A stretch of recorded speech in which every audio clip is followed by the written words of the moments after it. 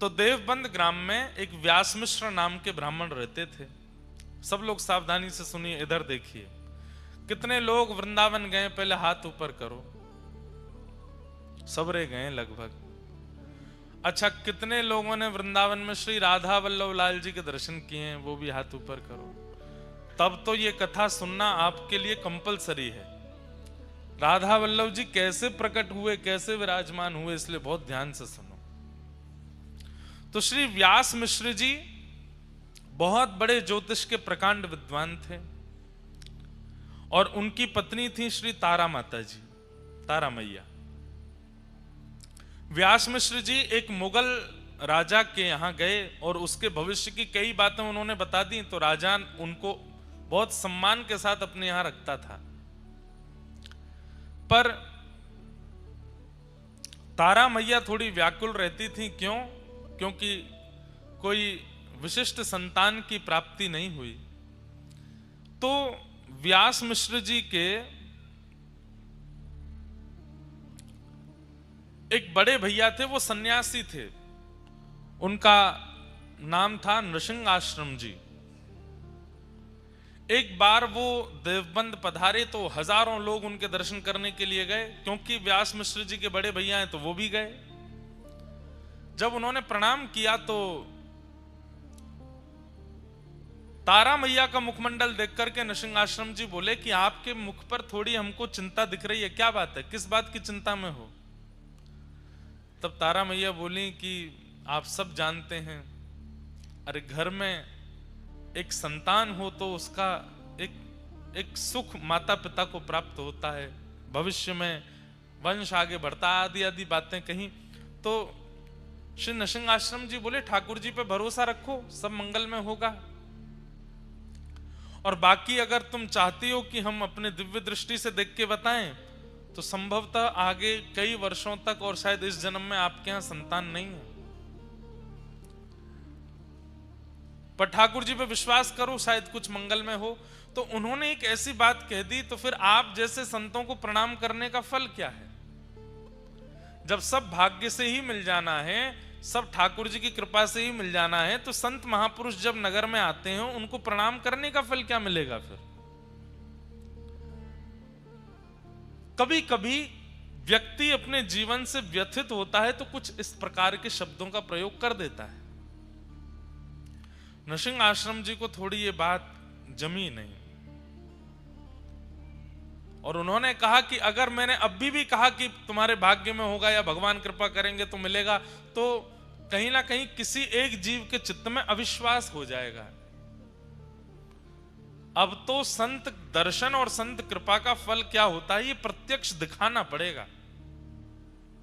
और नृसिंह आश्रम जी ने तुरंत ठाकुर जी को प्रणाम किया, बोले भगवान कृपा करो, आपके प्रति इनका विश्वास दृढ़ हो, इसके लिए इनके घर एक संतान जरूर होनी चाहिए।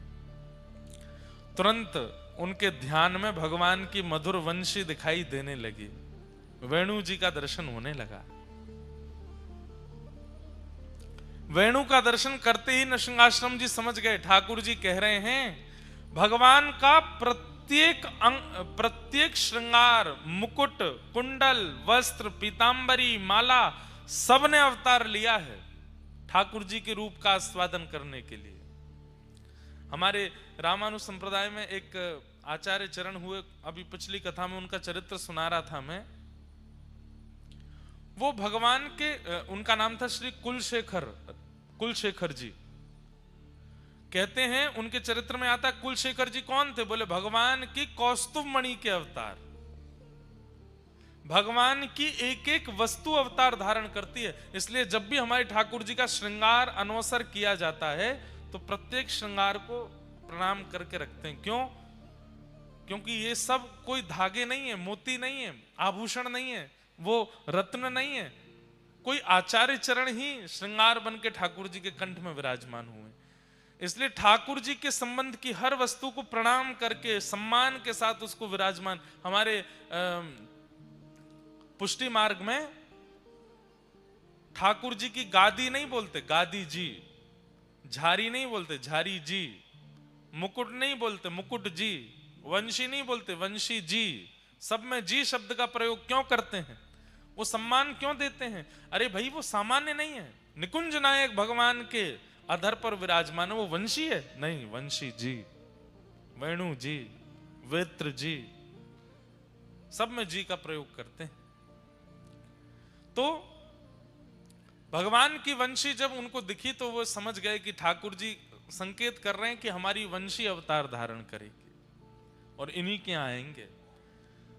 जा करके कह दिया, बोले कि तारा अब तुम चिंता मत करो, तुम्हारे घर एक दिव्य बालक जन्म लेगा, और मैं संकेत रूप से बता दूं, भगवान के निज परिकर का ही कोई तुम्हारे यहां जन्म लेगा। और बस प्रतीक्षा प्रारंभ हुई, गर्भ धारण हुआ, और गर्भ धारण करते ही, माताएं बहनें थोड़ा ध्यान से सुने, गर्भ धारण के काल में जो 9 महीने का काल है, उन काल में कैसा चिंतन बनता है, कैसे विचार आते हैं, कैसी भाषा हो जाती है, कैसा स्वभाव हो जाता है, उससे बालक के स्वभाव और बालक के विचारों का पूर्ण पता चल जाता है।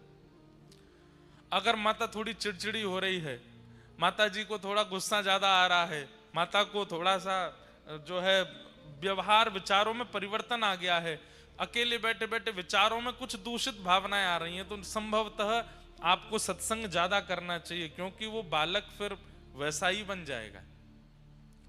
तारा मैया के चरित्र में आता है कि जिस दिन से गर्भ में वंशी अवतार धारण करके आई हैं, उस दिन से ही आज तक वृंदावन नहीं गई दर्शन करने, लेकिन जब सोती हैं तो यमुना जी दिखाई देती हैं, जब सोती हैं तो वृंदा तुलसी दिखाई देती हैं, जब सोती हैं तो गिरिराज पर्वत का दर्शन होता है, जब शयन करती हैं तो ठाकुर जी की मधुर वंशी सुनाई देती है, जब सोती हैं तो मधुर चंदन की सुगंधी आती है।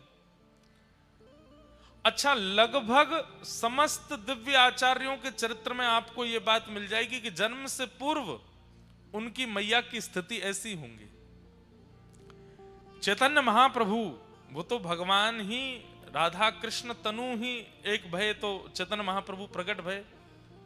उनकी माता जी के प्रसंग में भी यही आता है। वो जब नदी स्नान करने के लिए जाती थी, तो ध्यान से सुनिएगा, श्रीमद चैतन्य महाप्रभु की मैया जब नदी स्नान करने के लिए जाती मायापुर में नदिया में, तो कम से कम 2 गांव दूर एक महापुरुष नदी में नित्य तुलसी अर्पण करते थे। तो वो नदी बहती थी ऐसे, लेकिन वो तुलसियां जाती थी उल्टी, और जैसे ही वो मैया आकर के नदी में स्नान करती, वो तुलसियां जाकर के जैसी मैया भीतर प्रवेश करती, उनके गर्भ के चारों ओर तुलसी भ्रमण करने लगती। वो देख करके वो आश्चर्यचकित हो जाती, ये पुष्प तुलसी मेरे गर्भ की परिक्रमा क्यों करते हैं? जब किसी दिव्य वैष्णव भक्त या दिव्य बालक का अवतरण होने वाला होता है, उसके प्रसव काल में ही मैया को अनुभव हो जाता है कि वो कैसा है। तारा मैया उठ जाती हैं और व्यास मिश्र जी से कहती हैं, मुझे यमुना जी का दर्शन होता है, मुझे मधुर वृक्षों के दर्शन होते हैं, गिरिराज जी का, मैं तो कभी व्रज गई नहीं, फिर मुझे व्रज का स्मरण क्यों होता है? और स्मरण ही नहीं होता, व्याकुलता होती है, चित्त में विरह होता है कि मुझे कोई लेकर के वृंदावन चले और मैं वृंदावन जाऊं।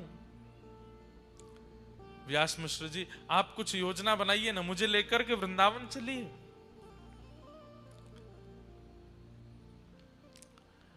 व्यास मिश्र जी बोले, अभी आपके गर्भ में बालक है, ऐसी अवस्था में वृंदावन कैसे? अब तो जिद हो गई, हट हो गया, नहीं वृंदावन जाना है।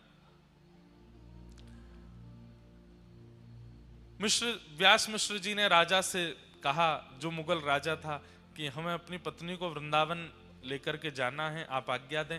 तो राजा ने कहा, आप रुक जाइए, कुछ दिन में हम आगरा जाने वाले हैं किसी कार्य से, और हमारे साथ पूरी सेना जाएगी, पालकियां जाएंगी, आपकी पत्नी गर्भवती है, पालकी में हम ले चलेंगे। और वो समय आया और व्यास मिश्र जी अपनी पत्नी के साथ वृंदावन गए। जैसे ही वृंदावन गए, वृंदावन का दर्शन करके आनंदित हो गए मैया, संध्या काल का समय हुआ, वृंदावन से निकलने के लिए जैसे ही उद्भत हुए, आगरा के लिए जा रहे थे, व्रज की सीमा पार नहीं कर पाए। प्रसव पीड़ा हुई मां को, इतनी वेदना हुई, इतनी पीड़ा हुई कि वहीं रुकना पड़ा।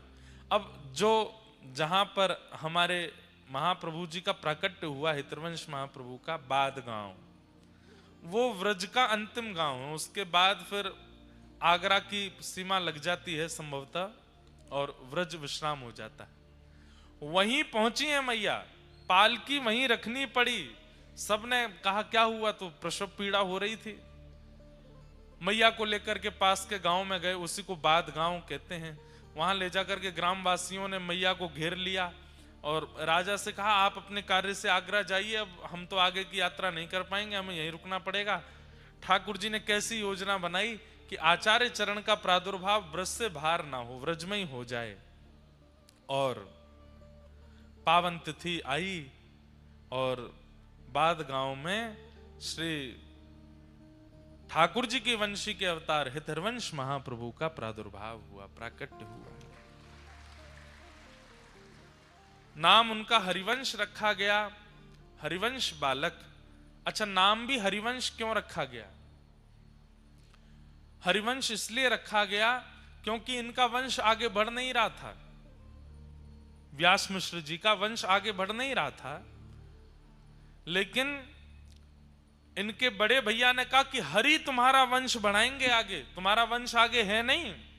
ज्योतिष शास्त्र के अनुसार और तुम्हारे माथे की रेखा से तुम्हारा वंश आगे बढ़ने वाला नहीं है, पर हरि तुम्हारा वंश आगे बढ़ाएंगे, इसलिए इसी संबंध से अपने बालक का नाम रखना। तो उन्होंने नाम ही बालक का रखा हरिवंश, श्री हरिवंश, बालक हरिवंश। हरिवंश बालक का जन्म हुआ, भगवान के वंशी के अवतार। बंधुओं, ठाकुर जी के वंशी के अवतार श्री हितरवंश महाप्रभु और किशोरी जी के वंशी के अवतार श्री वंशी अली जी महाराज, जिनका प्राकट्य दिल्ली में हुआ, उनका चरित्र भी हमने सुनाया है। भगवान की कृपा से आचार्यों के चरित्र कहते ही रहते हैं, इतना सुख मिलता है। ठाकुर जी के वंशी प्रकट हुए हरिवंश महाप्रभु के रूप में। धीरे धीरे आप बड़े होने लगे। आपकी जो चेतनाएं थी, आपकी जो इच्छाएं थी, वो बड़ी सामान्य बालकों से विलग। आप मंदिर के द्वार पर बैठे रहते, पिताजी ठाकुर जी की सेवा करते थे, उन्हीं को ही देखते रहते और मन में इच्छा प्रकट करते कि पिताजी सेवा में अंदर बुलाएंगे, लेकिन छोटे बालक जानकर के पिताजी सेवा में नहीं बुलाते थे। तो ये अब जब चलने फिरने लगे तो बाहर जाते, ग्रामीण बालकों के बीच में खेलते, तो उनमें जो सांवला बालक होता था, जिसका रंग थोड़ा सा सांवला होता, उस बालक को लेते और एक उस बालक को लेते जिसका रंग बहुत गोरा। गोरे बालक को तो श्री जी बना देते, सांवले बालक को ठाकुर जी बना देते, और दोनों को फिर बना करके फिर उनसे कहते नृत्य करो। और बालक कहते हम क्यों नृत्य करें? तो रोने लगते चरण पकड़ के, बोले आप नृत्य नहीं करोगे, मुझ पर कृपा नहीं करोगे। अब वो बालक बेचारा जो सांवला बालक था उसकी तो कोई बात नहीं, लेकिन जो गोरा बालक अपने घर जाता तो माता जी उसकी कहती क्या छोरी बन के आ जाता है, क्योंकि श्री जी बनाते थे, चुनरी आदि पहना के काजल वाजल लगा देते। सब लोग जाके शिकायत करने लगे, व्यास मिश्र जी अपने बालक को समझाओ, ये हमारे बालकों को लाली बना देता है। माता पिता समझाते, तुम क्यों करते हो ऐसा? कुछ नहीं बोलते। अब कैसे बताएं अपने हृदय की बात कि मैं वंशी हूं, मैं तो नित्य प्रिया प्रियतम का ही दर्शन करता हूं। बालकों को अब खेलने के लिए प्रतिबंधित कर दिया कि तुम हरिवंश के पास नहीं जाओगे। तो आप मन में विचार करते, अब सेवा कैसे करूं? पिताजी मंदिर में नहीं जाने देते, बालक खेलने नहीं आते, तो आप वन में जाते और युगल वृक्षों को ढूंढते, 2 वृक्ष अगल बगल में हों। सोचिए, प्राण बसते हैं वैष्णवों की सेवा में, सेवा के बिना रह नहीं पाते ठाकुर जी की। युगल वृक्ष जैसे ही देखते तो तुरंत जाते और एक वृक्ष को ठाकुर जी बना देते, एक वृक्ष को श्री जी बना देते और उन्हीं की परिक्रमा करते, उन्हीं का भोग लगाते, उन्हीं का श्रृंगार करते, युगल वृक्ष की सेवा करते। बंधुओं, सेवा ठाकुर जी स्वीकार करते हैं, इसका प्रमाण क्या था कि पिताजी ने 56 भोग धरे हैं मंदिर के ठाकुर जी के आगे, और 56 भोग धरने के बाद जैसे ही पर्दा किया, यहां हरिवंश बालक बाहर जाते और बाहर ठाकुर जी को जाकर के फल का भोग पधराते। यहां पिताजी जैसे ही आके पर्दा हटाते, 56 भोग अंतर ध्यान हो जाते, फल प्रकट हो जाते मंदिर के ठाकुर जी के सामने। क्यों? ठाकुर जी वो पाते जो हरिवंश बालक पवाता था। ऐसी आपकी सेवा स्थिति होने लगी। एक दिन आप इतने व्याकुल हो गए, बोले नाथ मुझे प्राप्त नहीं होगे, मुझे मिलोगे नहीं। तभी ठाकुर जी ने स्वप्न आदेश किया कि तुम्हारे घर के पीछे कुआं है, उसमें हमारा स्वरूप है, जाओ ले लो। नींद से उठते ही दौड़े और दौड़ करके कुआं में ही कूद गए। सब लोगों ने देखा, पीछे पीछे दौड़े, हरिवंश बालक कुआं में गिर गए, हरिवंश बालक कुआं में गिर गए। दौड़ करके जाकर के देखा तो उस कुएं में जल नहीं था, लेकिन जैसे ही सबने झांक करके देखा, श्री नवरंगी लाल ठाकुर जी आज भी देवबंद में विराजमान हैं, उनको हृदय से लगाए श्री हरिवंश बालक बैठे हैं। और जिस कुएं का जल सूख गया था, अपने आप उसमें जल आ गया और वो जल की परत ठोस हो गई और हरिवंश बालक को लेकर के ऊपर की ओर आ रही थी। ये दृश्य देख करके सब गांववासी चौंक गए और श्री नवरंगी लाल जी विराजमान हुए। बोले राधा नवरंगी लाल की। इनका विवाह हो गया और रुक्मणी बाई जी के साथ में इनका विवाह हुआ, जिनसे प्रथम पुत्र हुए जिनका नाम हुआ श्री वनचंद्र जी। हम लोग गा रहे थे जय जय राधा वल्लभ श्री हरिवंश श्री वृंदावन श्री वनचंद्र। इनके प्रथम पुत्र श्री वनचंद्र जी रुक्मणी बाई से जन्मे और अब दोनों ही ऐसे एक जैसे हो गए। दोनों पति पत्नी मिलकर के ठाकुर जी की सेवा करने लगे। कुछ समय व्यतीत हो जाने के बाद, मैं सूक्ष्म में ही सुना रहा हूं, बहुत बड़ा चरित्र, 3 दिन लगते हैं बोलने में। धीरे धीरे अब आपका मन विरक्ति होने लगा कि अब बहुत दिन हो गए, अब ब्रज से दूर रह नहीं पा रहा मैं।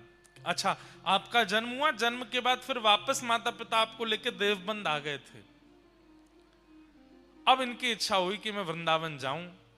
तब किशोरी जी ने इनको स्वप्नादेश किया कि अब आप वृंदावन जाओ, सब छोड़ करके वृंदावन जाओ। आपने पत्नी से कहा कि श्री जी की आज्ञा हो गई, अब मैं वृंदावन जा रहा हूं। पत्नी ने कहा हम क्या करें? बोले नवरंगी लाल जी की सेवा करो, खूब प्रेम से सब व्यवस्थित करो। आप जैसे ही निकले घर से वृंदावन की ओर, तो रास्ते में एक गांव पड़ा जिसका नाम था चित्थावल। वहां आप रात्रि शयन के लिए रुके तो आपको पता चला कि यहां तो एक दिव्य ठाकुर जी के युगल स्वरूप की सेवा होती है। और आप जैसे ही दर्शन करने के लिए गए तो चित्थावल में जो युगल सरकार विराजमान थे वही थे श्री राधा वल्लभ लाल, श्री राधा वल्लभ लाल जी।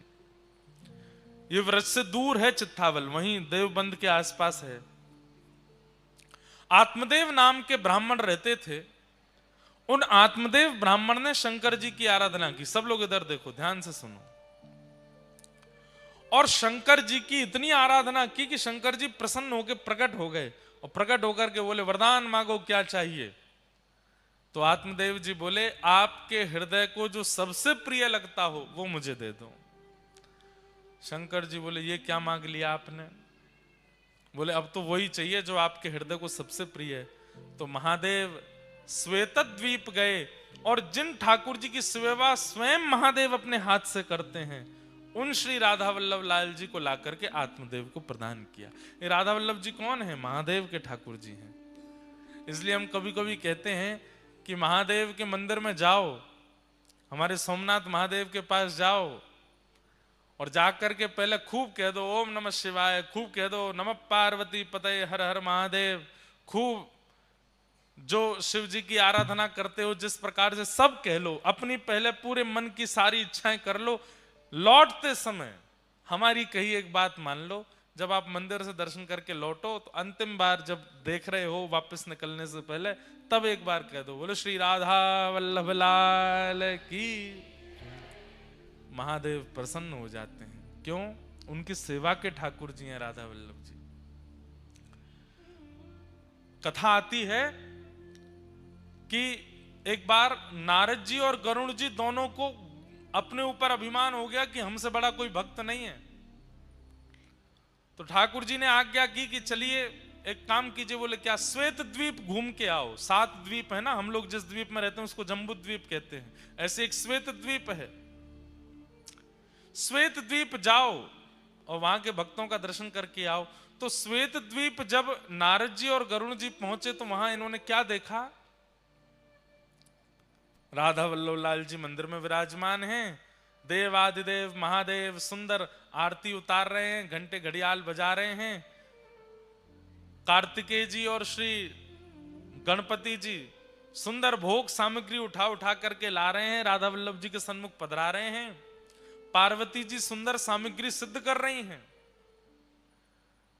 और लाखों की तादाद में वैष्णव खड़े होकर के राधा वल्लभ जी का दर्शन कर रहे हैं। महादेव मुख्य पुजारी बन करके राधा वल्लभ जी की सेवा कर रहे हैं श्वेत द्वीप में। दूर खड़े होकर के नारद जी और गरुड़ जी इसका दर्शन कर रहे थे। जैसे ही आरती पूरी हुई, आरती के बाद कपाट बंद हुए। कपाट बंद होते ही जितने दर्शनार्थी थे सब मूर्छित होकर गिर पड़े।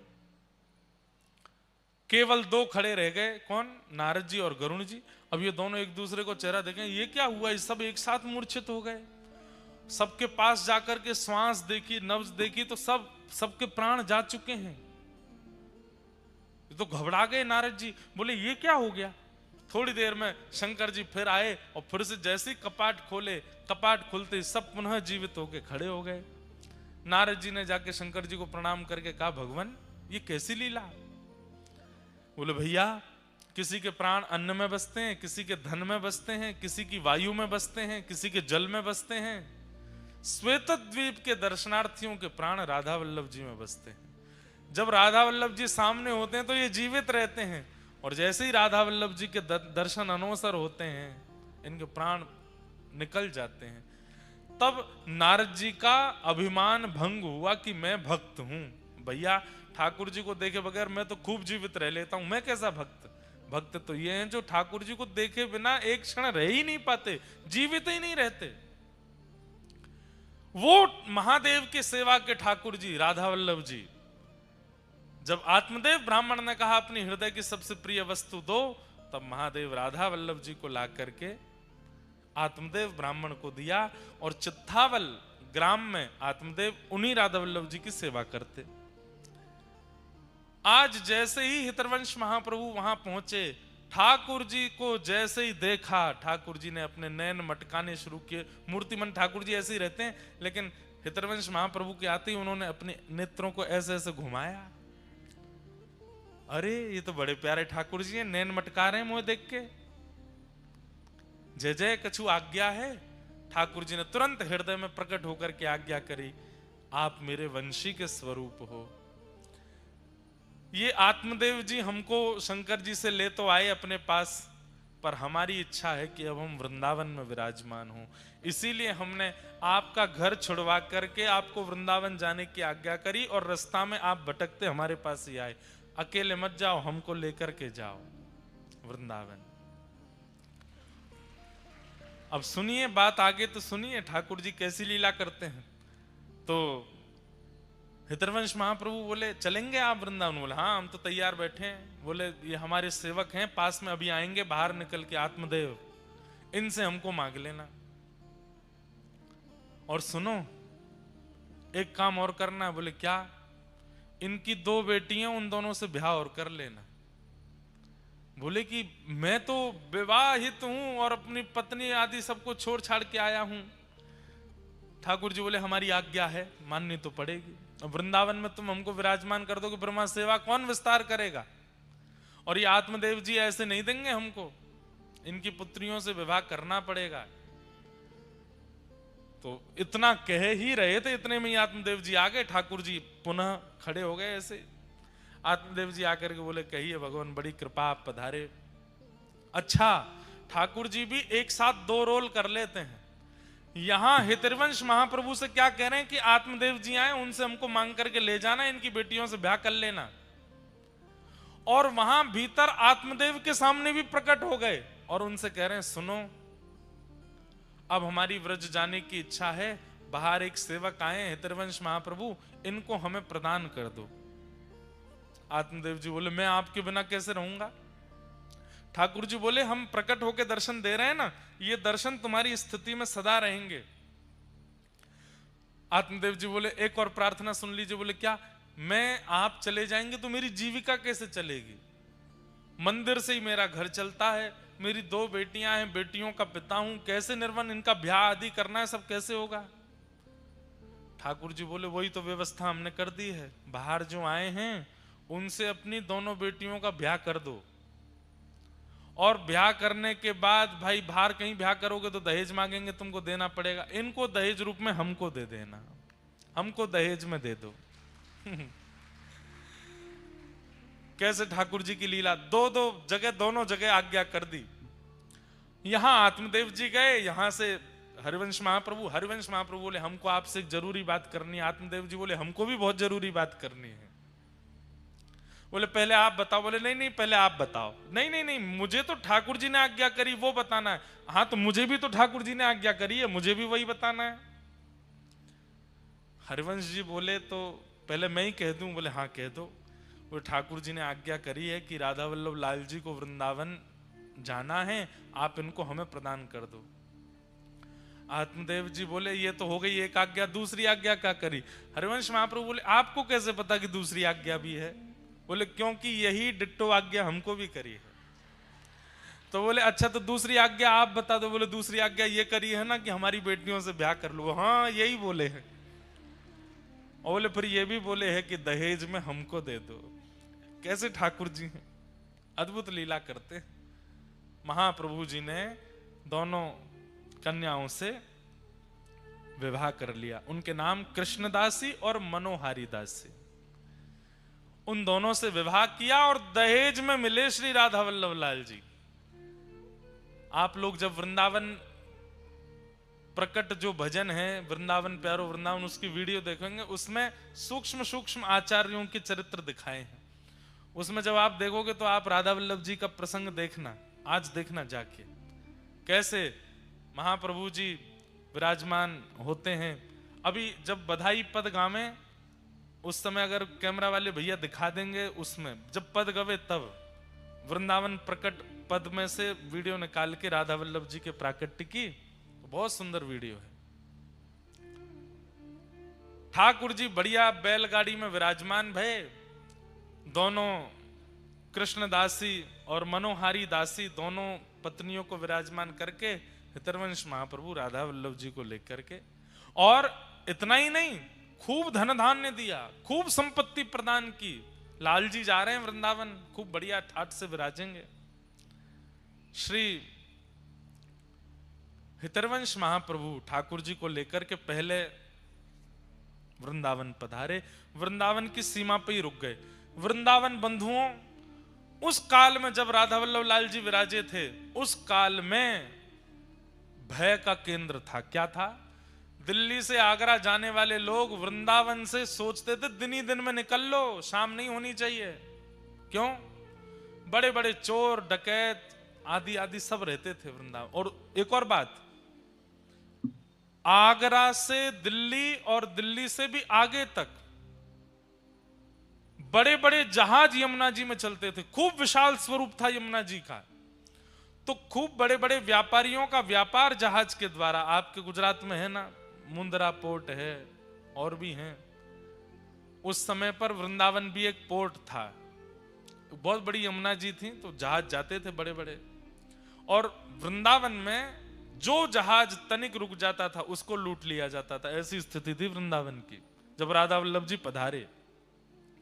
उस काल में श्री हितवंश महाप्रभु पधारे और आपने आकर के मन में विचार किया कि अब ठाकुर जी को कहां विराजमान करें। तब आप पूरे वृंदावन में घूमे और सब जगह ढूंढते ढूंढते ढूंढते तभी पहुंचे ऊंची ठौर एक ऊंचा सा टीला था और यहां के जो वृक्ष वल्लरियां थी वो सामान्य नहीं थी। कैसी थी? वो स्थिर नहीं रहती। जैसे वृक्ष क्या स्थिर रहता है, आपको हटाना पड़ता है, लेकिन जैसे ही आप आगे चलो वृक्ष अपने आप हट रहे हैं, अपने आप रास्ता दे रहे हैं, अपने आप छाया बना रहे हैं। ऐसे मूवेबल वृक्ष थे ऊंची ठौर के। जब हितवंश महाप्रभु ने उन वृक्षों के कुंजों को देखा, बोले ये बढ़िया जगह, उसी का नाम रखा मदन टेर। और श्री राधा वल्लभ लाल जी को लेकर के श्री हितवंश महाप्रभु जी ने आज ही के दिन वहां विराजमान किया। बोलो राधा वल्लभ लाल की। ऐसे हमारे वृंदावन में प्यारे श्री राधा वल्लभ लाल जी विराजमान हुए। आज के उनके पाटोत्सव की पुनः पुनः आप सबको बधाई हो, बधाई बधाई हो, बधाई बधाई हो, बधाई। खूब खूब सबको बधाई। ऐसे प्यारे लाल जी को हम प्रणाम करते हैं। अद्भुत हैं राधा वल्लभ लाल जी। नित्य ब्याहुला होते हैं लाल जी के, नित्य ब्याह करते हैं ठाकुर जी। ऐसे सुंदर सेवा को हम प्रणाम करते हैं। सत्संग कितना जरूरी है जीवन में बंधुओं। अगर बन सके ना, हर दिन अपने कार्य के बीच में, अपनी पढ़ाई के बीच में, अपनी कमाई के बीच में कहीं भी एक किसी सज्जन व्यक्ति से जरूर मिला करो। और नहीं मिल सकते, नहीं इतनी व्यवस्था ऊंझा में नहीं आ रहे जा रहे, कोई सज्जन व्यक्ति नहीं मिलते, सत्संग नहीं हो पाता, फोन है सबके पास, उस पर कोई कथा सुन लो, 15-20 मिनट कुछ भी सुन लो। और एक बात आपको बताएं, मन में प्रश्न धारण करो, मुझे इसका समाधान चाहिए, और ये समाधान मुझे मिले, इस भाव से मैं कोई सत्संग श्रवण करने के लिए YouTube खोलो और विशेष आचार्य चरण जो जिनकी कथाएं, जिनके सत्संग प्रवचन अद्भुत होते हैं, खोलो और कोई भी रैंडमली स्क्रॉल करके एक खोल करके 20 मिनट सुनिएगा। आपके संशय का समाधान निश्चित मिल जाएगा। रैंडमली कहीं भी खोल लीजिए। सत्संग की ऐसी, इतना वर्सेटाइल होता है सत्संग कि आपके मन में जिज्ञासा जो होगी उसका प्रत्युत्तर कहीं ना कहीं आचार्य चरण दे ही देंगे। मन में कोई व्याकुलता है, मन में कोई व्यथा है, मन में कोई असमंजस है, आप सत्संग का आश्रय लो, आपको समाधान मिलेगा, निश्चित मिलेगा। अरे हम तो सामान्य जीव हैं, देवताओं को समाधान मिल जाता है, ऋषियों को समाधान मिल जाता है, गंधर्वों को समाधान मिल जाता है, हमें नहीं मिलेगा? वेद व्यास जी महाराज से नारद जी कहते हैं, व्यास जी आपने जितनी भी रचनाएं की हैं, रचनाओं की संख्या तो बहुत है, क्वांटिटी तो बहुत है, क्वालिटी नहीं है। ऐसा नहीं है कि क्वालिटी नहीं है, पर क्वालिटी में भी, आज हम आपकी फैक्ट्री में घूम रहे थे, वहां पर भी कितने बढ़िया चीज क्वालिटी के बारे में लिखी थी। आपको पता है हम लोग जो खाते हैं, बाजार से जो वस्तु मिलती है, उसकी भी क्वालिटीज अलग अलग होती हैं। विदेश की क्वालिटी अलग होती है, स्वदेश की क्वालिटी अलग होती है, परदेश की अलग। अब चाय जो होती है, चाय पीते हैं कई लोग, तो चाय के बगान में एक बार गया तो नहीं हूं मैं, एक व्यक्ति से मिला था, वो बता रहे थे, महाराज जी आपके इतने नंबर की चाय हम लेके आए। मैंने कि इतने नंबर? वो बोले नंबर होते हैं चायों में, तो प्रथम श्रेणी का जो सबसे बढ़िया वाली होती है वो विदेश जाती है। मैंने कहा अच्छा, और मध्यम वाली? बोले मध्यम वाली जो होती है वो अपने प्रयोग में आ रहती है, हमारे घर वालों के, रिश्तेदारों के प्रयोग में। और मैंने कि सबसे थर्ड नंबर वाली? बोले वो सब जगह दुकानों पे जाती है। मैंने वाह भाई, सब जगह क्वालिटीज होती हैं। बोले आपने जो ग्रंथ लिखे हैं ये भी प्रथम, द्वितीय, तृतीय 3 श्रेणियां हैं। आपने जो ग्रंथ लिखे हैं, जितना भी रचना आपने की है, वो अभी प्रथम श्रेणी की नहीं की है। बोले मतलब द्वितीय श्रेणी के लोग, सामान्य श्रेणी के लोगों का उद्धार इससे हो जाएगा, पर प्रथम श्रेणी के लोगों का नहीं हो पाएगा। क्यों? कारण क्या है? सावधानी से सुनिएगा। बोले चतुर्विध पुरुषार्थ हैं, धर्म अर्थ और काम मोक्ष। आपने चारों का समन्वय किया है सब जगह। धर्म कैसे हो ये बताया है, अर्थ कैसे हो ये बताया है, कामनाएं पूर्ति कैसे हो ये बताई है, मोक्ष कैसे मिले ये बताया है।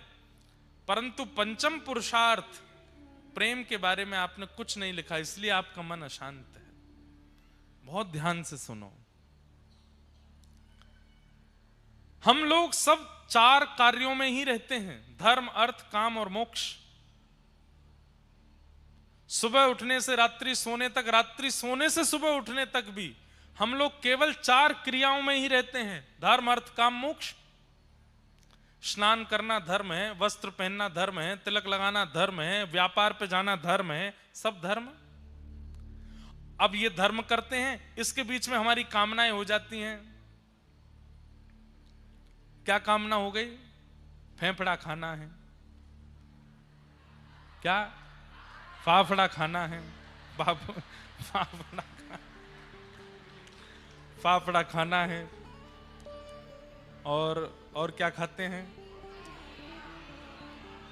खांडवी खानी है। एक वो आपके ऊंझा में क्या प्रसिद्ध मिलता है? छैना जी का, नहीं एक मिनट रुको। छैना जी का क्या? गोटा। भाई देखो, हमारे गुजराती भाई बहन आप सब लोग बहुत अच्छे हो। उत्तर भारत में अगर किसी को हंसी नहीं आ रही हो तो गुजराती व्यंजनों के नाम बोलने लग जाओ, वो अपने आप हंस जाएगा। छैना जी का गोटा।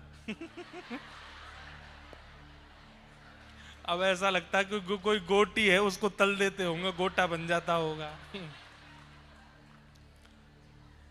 छैना जी का गोटा।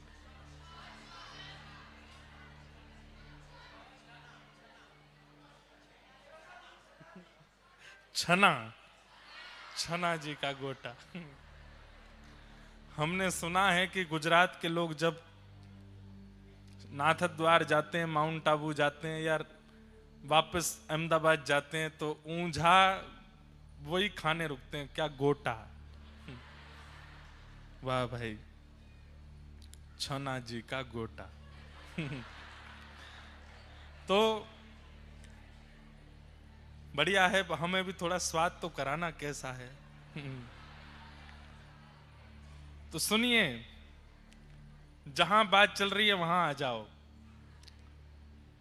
अभी तक तो पता था फाफड़ा, ढोकला, खांडवी, खमन होता है, और है वो, अरे सब पता है। अब तो गोटा आ गया नया, बढ़िया है। थेपला, वाह। मन हो रहा है कि कथा विश्राम करके प्रसाद ही पालें, बढ़िया आज। तो धर्म हम सब करते हैं, अपने कार्यों के लिए जाते हैं। कोई बिजनेस करता है, कोई जॉब करता है, कोई मंदिर में बैठते हैं, पुजारी जी बनते हैं, कोई हस्तरेखा देखता है, एस्ट्रोलॉजर हैं, कोई प्लेन उड़ाता है, कोई रेल चलाता है, कोई गाड़ी चलाता है। सब धर्म कर रहे हैं। हमारा जीवन का प्रथम मूल्य आप देखेंगे, इन चारों से बाहर जाते ही नहीं हम। सबसे पहला धर्म, इसके बीच में अर्थ। धर्म से हमें पैसा कमाना है, फ्री फोकट में तो कोई कुछ नहीं करता। अपना घर चलाना है, घर बनाना, गाड़ी खरीदना, सब धर्म अर्थ। धर्म करते हैं अर्थ की प्राप्ति के लिए। इसी बीच में आ जाता है काम। कामना हो जाती है। क्या कामना हो जाती है?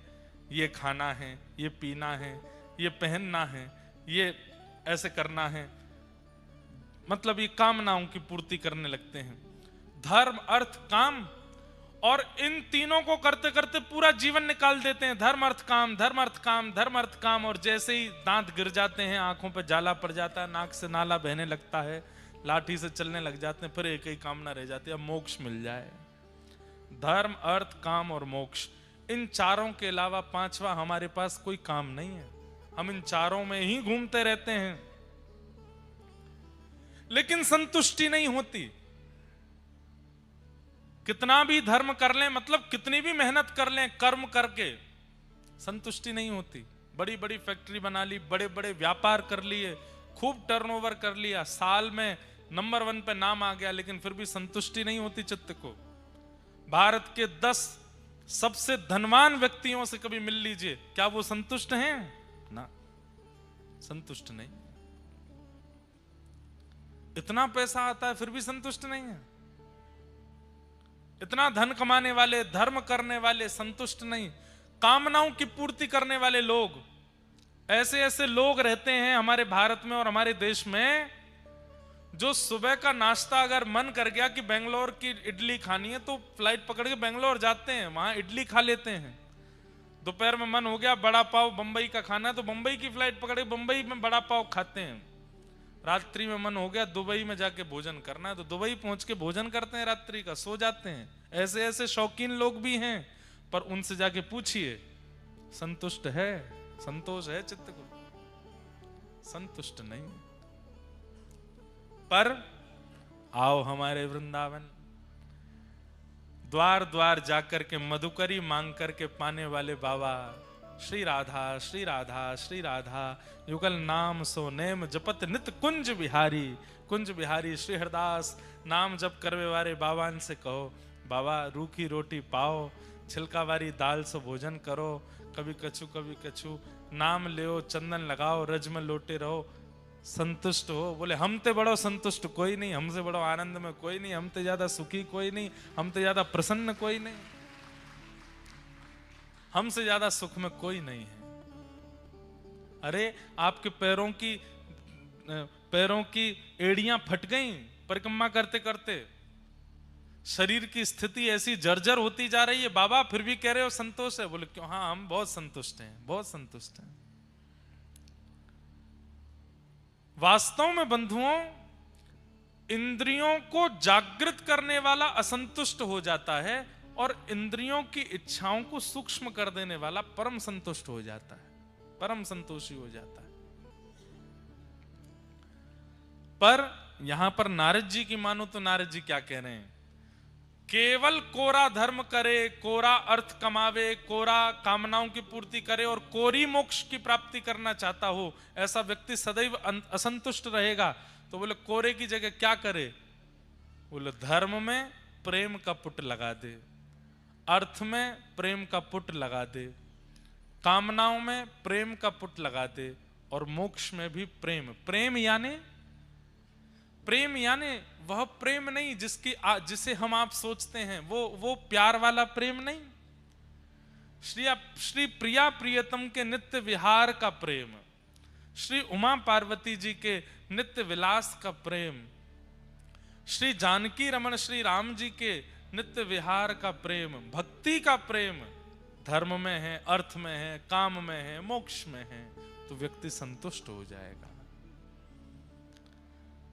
आप धन क्यों कमाते हैं? परिश्रम क्यों करते हैं? कामनाओं की पूर्ति क्यों करते हैं? मोक्ष क्यों चाहते हैं? सब जगह अपनी चिंता है।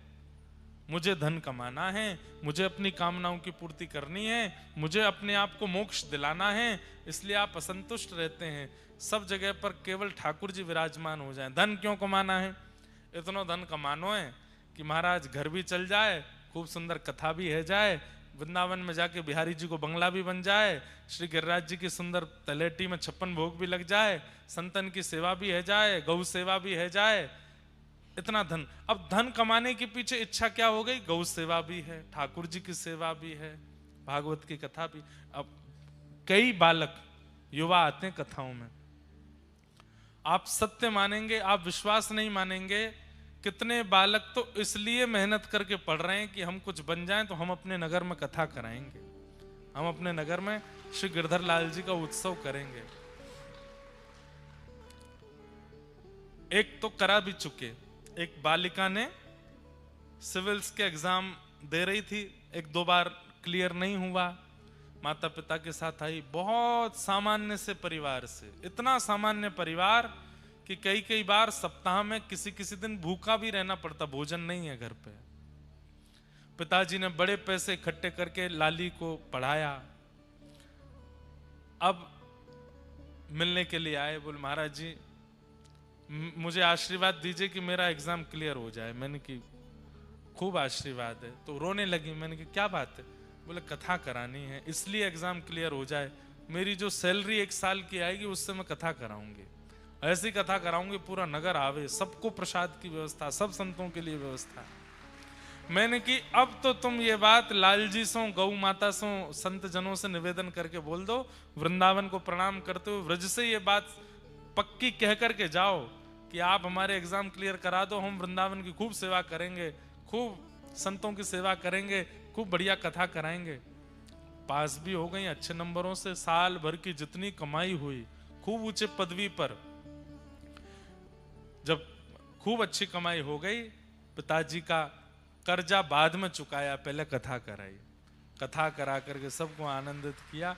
अब पिताजी का जो कर्जा था, जो स्टडी लोन लिया, वो सब चुकाया।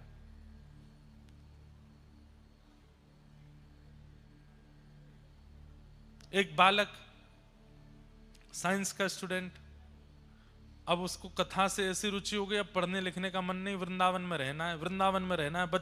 माता पिता से लड़े रोज, मुझे वृंदावन जाना है। माता पिता ने हमसे मिलाया, बोले महाराज जी कुछ कहो आप इसको। हमने कहा वृंदावन रहना है। पहले क्या सोच रहे थे? बोले कथा सुनने से पहले मन था डॉक्टर बने। मैंने कहा अब जाओ डॉक्टर बनो। और पिताजी से कहा कुछ पैसा लेकर के इकट्ठा करके वृंदावन में एक प्लॉट ले लो, इनके लिए एक फ्लैट बनवा दो और आगे एक क्लिनिक बनवा दो, वृंदावन में ही डॉक्टर बन जाना। हो गया ब्रजवास भी, डॉक्टर भी बन जाओगे। और मैंने कहा सबसे तो खूब मोटी फीस लेना, देखने की, चिकित्सा करने की, लेकिन कोई ब्रजवासी आ जाए, कोई संत आ जाए, कोई महापुरुष आ जाए, उनसे 1 रुपया मत लेना, उनकी फ्री में सेवा भी करो, डॉक्टर भी बन जाओ। अब वो बालक डॉक्टर बन गए, वृंदावन में रहते हैं, खूब प्रेम से सेवा करते हैं ठाकुर जी की। मतलब आपके धर्म, अर्थ, काम और मोक्ष चारों में अगर प्रेम विराजमान है, सेवा विराजमान है, ठाकुर जी की भक्ति विराजमान है, तो आपसे बड़ा संतुष्ट कोई नहीं है। लेकिन आप केवल अपना विचार करते हैं, अपनों का विचार करते हैं और धर्म, अर्थ, काम, मोक्ष के पथ पर चले हैं, आपसे बड़ा असंतुष्ट कोई नहीं होगा। आप सदैव असंतुष्ट ही रहोगे। कितना करते हैं फिर भी मन नहीं भरता, कितना कमा लेते हैं फिर भी मन नहीं भरता।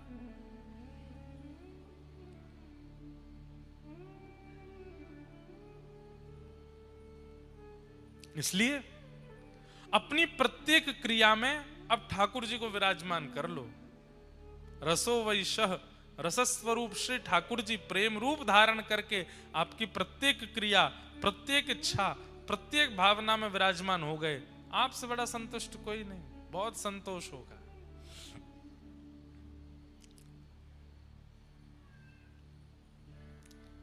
नारद जी महाराज व्यास जी को समझा रहे हैं, व्यास जी धर्म, अर्थ, काम, मोक्ष चारों की व्याख्या आपने सारे पुराणों में की है, पर कहीं भी प्रेम का पुट नहीं लगाया, इसलिए आप असंतुष्ट हो। आपने अपने ग्रंथों में योगेश्वर कृष्ण को योगेश्वर दिखाया, आपने अपनी रचनाओं में प्रभु श्री कृष्ण को विराट दिखाया, आपने अपनी रचनाओं में ठाकुर जी सहस्त्र मुख वाले हैं, सहस्त्र हाथ वाले हैं, सहस्त्र चरण वाले हैं, उनकी अद्भुत अद्भुत महिमाओं का आपने वर्णन किया है। लेकिन वही ठाकुर जी कितने प्रेमी हैं ये आपने नहीं बताया, इसलिए आप असंतुष्ट हो।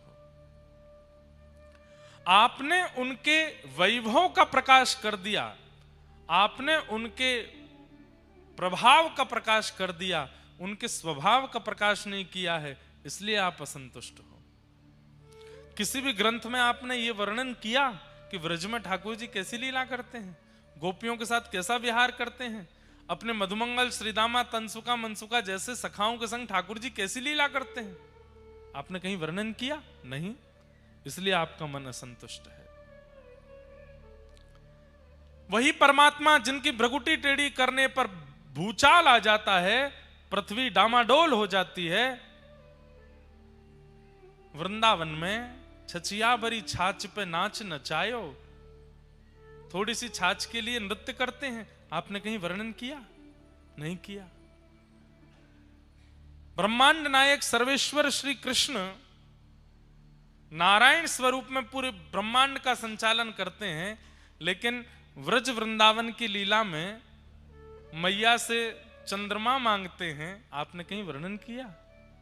चंद्र खिलौना ले हूं सुमैया मोरी। मैया से क्या कह रहे हैं? अच्छा, दूध पीते नहीं है तो मैया ने कही लाला दूध पी ले। ठाकुर जी बोले ना मैं ना पी रहा हूं। मैया बोली अगर तू दूध पिएगो तो मैं तुमको एक खिलौना दूंगी। सो ठाकुर जी बोले कौन सा खिलौना? जे चंद्रमा जे खिलौना दूंगी। आप तो ठाकुर जी जिद कर रहे हैं मैया मैं तो यही खिलौना लूंगो। मैया बोली पहले दूध पी। सो ठाकुर जी चुपचाप दूध पी ले में। पूरा दूध पीवे के बाद में फिर मैया सो कह रहे हैं चंद्र खिलौना ले हूं सुमैया मोरी। मैया बोली अच्छा लाला चंदा लेगो? हाँ आज नहीं कल दूंगी। सोई ठाकुर जी बिखर गए। मैया तेने झूठ बोल के दूध पिवाई दियो और मना कर रही है ना दे सकूं तो चंद्रमा। जय हो लोट अब ही धरण पे, जय हो लोट अब ही धरण पे, तेरी गोद न आए हूं सुमैया मोरी, तेरी गोद न आए हो सुमैया। ठाकुर जी उतर गए मैया की गोद से और जमीन में जैसे बालक जिद करते हैं ना, तो कई बालक आपने देखे होंगे वो रोते हैं, कई बालक जो हैं वो चिल्लाते हैं, पर कई बालक हैं वो जिद के कारण जमीन पर गिर पड़ते हैं और अपने हाथ पैर मारते हैं। ऐसे ही ठाकुर जी जमीन पर गिर गए। अपने पूरे तन को मैया ने सुंदर नवा धुवा के तैयार किए हैं। रात्रि में सोने से पहले कम श्रृंगार कियो है। ठाकुर जी सबरो श्रृंगार बिगाड़न लगे। पूरी मट्टी लगा लगा के अपने तन पे लगा। मुंह चंद्रमा दे नहीं तो अपना रूप बिगाड़ू मैं। मैया बोली जेऊ कोई जिद है लाला, मुझको चंद्रमा चाहिए, मुझको अब ही ला के दे। तेने मोते काय को कही कि चंद्रमा देगी और अब मैंने दूध पी लिया तो क्यों ना दे रही?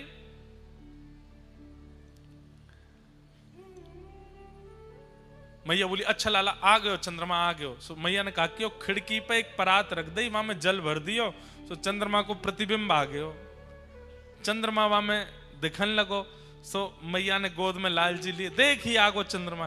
ठाकुर जी मैया जी हमारे कमरा में आ गो। बोले हाँ अच्छा मैया जाए तो कह दे मेरे पास आ जाए। मैया बोली देख तू छेड़ा मत भग जाएगा नहीं तो। ठाकुर जी नहीं छेड़ूंगा। देखते देखते देखते ठाकुर जी को क्या चंगाई, जोर से हाथ मारो सोई पानी छलक गयो, चंद्रमा तो गायब। फिर से रोने लगे मैया तू मुझको बावड़ो बनावे हैं या परात में जल भर के मुंह तो यूं कह रही है चंद्रमा आएगो।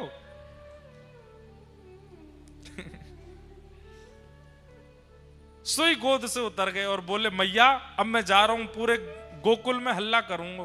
मैया बोली कहा हल्ला करेगो?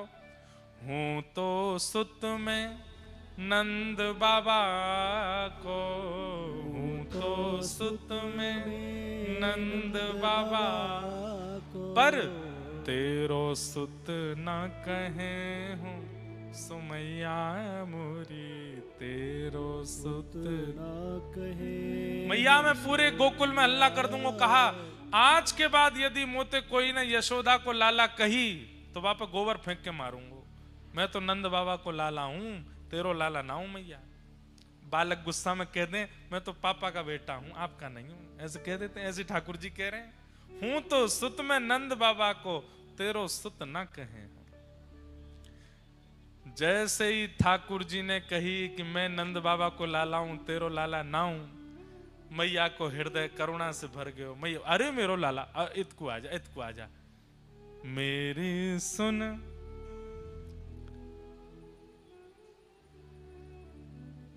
लाला मेरी बात सुन, एक बात तो ते कहूंगी।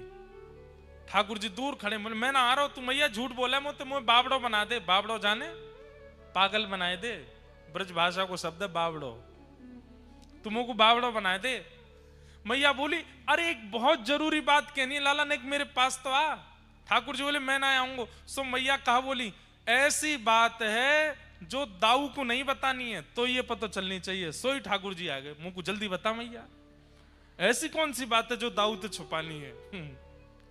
जैसे बच्चे बिल्कुल बच्चे ऐसे ही होते हैं ठाकुर जी जैसे। बच्चों को भी बुलाओ नहीं आवे तो उनसे सुन तेरी बहन को बता दूंगी, नहीं तो तू नहीं आएगा तो तुरंत आ जाएगा। अच्छा मुझे बताओ मुझे क्या बात है। तो ऐसी मैया ने कही ऐसी एक बात है लाला, दाऊ को नहीं बतानी है तो को पता चलनी चाहिए। सोई ठाकुर जी आ गए, गोदी में बैठ गए, मैया जल्दी कह दे मेरे कान में क्या बात है। बोले चंद्रमा तो सुंदर, चंद्रमा तो गोरो, चंद्रमा तो ज्यादा आकर्षक, तो कु नई दुल्हनिया ले हूं। लाला तू तो चंद्रमा को रो रहा है, मैं तेरे काजे सुंदर सी दुल्हन लेके आऊंगी। ये बात सुनते ही ठाकुर जी तो खड़े हो गए, मैया सांची बोल। बोले हाँ सांची, मेरे सौ खा के बोल तो मुझको मेरो ब्याह करावेगी। मेरी सुन प्यारी मैया। बोले कहा मैं अवई ब्याहवे जय हूं, अवई ब्याह करा मेरो। अब तो ठाकुर जी फिर रोने लगे। मैया बोली मैंने कहा कियो, या तो बढ़िया तो चंद्रमा ही है तो वाके काजे रो, अब रोने लगो। बोले कहा मेरो ब्याह कराओ, अब ही ब्याह कराओ। अब तो कभी गोबर में लोटे कभी जमीन पर लोटे, मैया मैं अब ही ब्याह करूंगा। रात भर नहीं सोए। मैया बोली लाला तू तो बला को इतना उद्यमी है, कहा बताऊं तेरे। नारद जी महाराज बोले व्यास जी ये लीला आपने कहीं प्रकट की। वे तो व्यास जी बोले नहीं ये लीला तो मैंने प्रकट नहीं की। तो फिर मन को संतोष कैसे मिले? आपने उन्हीं कृष्ण को परब्रह्म दिखाया, परमात्मा दिखाया, जगदीश्वर दिखाया, पर वही कृष्ण ऐसी लीला यशोदा मैया के संग करते हैं, ये कहीं वर्णन किया? तम गो रजत छुरित कुंतल वद्दवरह वन्य प्रसून रुचिरे छड़चारुहासम।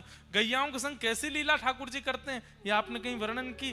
ग्वाल बालों के संग ठाकुर जी कितने सहज हो जाते हैं, कहीं वर्णन किया? आपने केवल उनका प्रभाव दिखा दिया है, उनके हृदय का स्वभाव नहीं दिखाया। इसलिए आपके चित्त को शांति नहीं मिल रही है। इसलिए हमारी प्रार्थना है अब एक ऐसे ग्रंथ की रचना करो जिस ग्रंथ को सुनने के बाद व्यक्ति के चित्त में भगवान नहीं लाला प्रकट हो, भगवान नहीं कृष्ण कन्हैया प्रकट हो, अपना प्रकट हो। ये तो मेरो है। ठाकुर जी के प्रति आपके अन्य ग्रंथों को सुनकर के ये भावना प्रकट हो जाती है, तो परमात्मा इनको प्रणाम करो, इनसे डरो, इनसे दूर रहो, अपराध मत करो। पर एक ऐसे निर्माण करो जिसको श्रवण के बाद सुनने वाले ठाकुर जी के प्रति सामिप्य का अनुभव करें, ठाकुर जी के प्रति अपनत्व का अनुभव करें। तब वेद व्यास जी महाराज बोले अच्छा कैसे करूं ये रचना? बोले समाधिनानुस्मर तद्विचेष्टितम। समाधि लगाओ और समाधि लगा करके दिव्य चिंतन करो। नारद जी महाराज ने अपने पूर्व जन्म की कथा बताई। पूर्व जन्म की कथा के पश्चात वेद व्यास जी महाराज को चेतना आई और चेतना आते ही व्यास जी ने सुंदर ग्रंथ की निर्माण किया। भक्ति योगेन मनसि सम्यक प्रणिहिते मले अपश्य पुरुषं पूर्वं मायां च तदपाश्रयान्। और लोकस्य जानतो विद्वांस चक्रे भागवत संहिता। एक ऐसी संहिता, ऐसे ग्रंथ का निर्माण किया जिसको श्रवण करने के बाद व्यक्ति के चित्त में माया और परमात्मा ये दो जो एक दिखते थे अब अलग अलग होने लगे।